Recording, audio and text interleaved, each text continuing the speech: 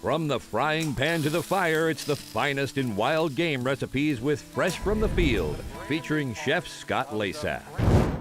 Now, I don't know if you've heard about it, but there is a style of cooking, primarily for cooking steaks, called black and blue. Black, seared, blackened on the outside, rare or blue on the inside. It's also called Pittsburgh rare. This is called my black and bluebill recipe. Season some bluebill. I have just basic steak seasoning, your favorite steak seasoning, paprika. The paprika is going to help it turn black on the outside. Cayenne pepper is going to give it heat. And I'm just going to mix this together, rub it onto my bluebill breast, get it on both sides. And you've got to have a real hot pan. And one of the dangers of having a real hot pan when you have cayenne pepper as a seasoning is that it might make it a little bit hard to breathe if you're in close quarters. Rub a little butter. This is melted butter. Oh man, that is going to make this turn black and blue into that hot pan. Then I've got some onions I'm going to put right next door, along with my leftover butter and some of the seasoning. Oh boy. When you hear that meat has been seared on the outside, it doesn't seal in any juices. That's a myth. What it does do is it makes it taste better. You get that good crust on the outside. Oh, that doesn't take very long at all. Look, crusty on the outside. Let me give my onions a little turn here.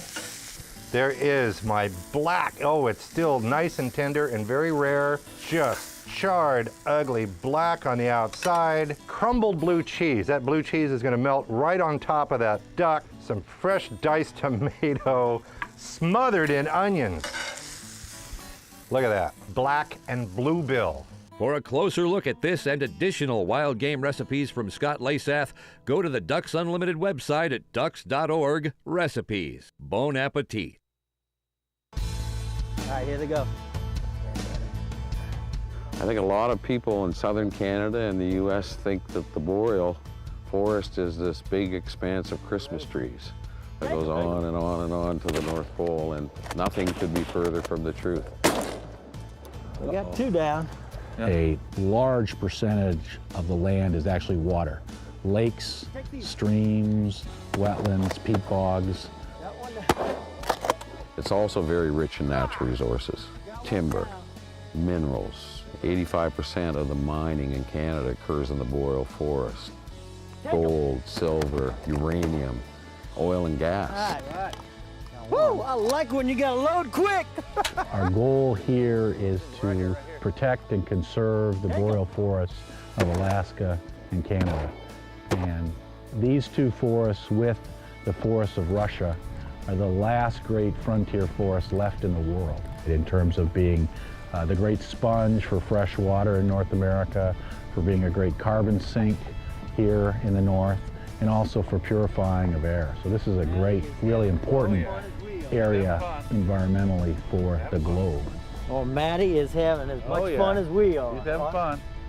The time to do the protection and the conservation planning and protection is now, before development gets in. It's a lot cheaper, so it makes a lot more sense to kind of do that beforehand and not get into the very expensive restoration and remediation game, which will never really be able to replace the original habitats that were there.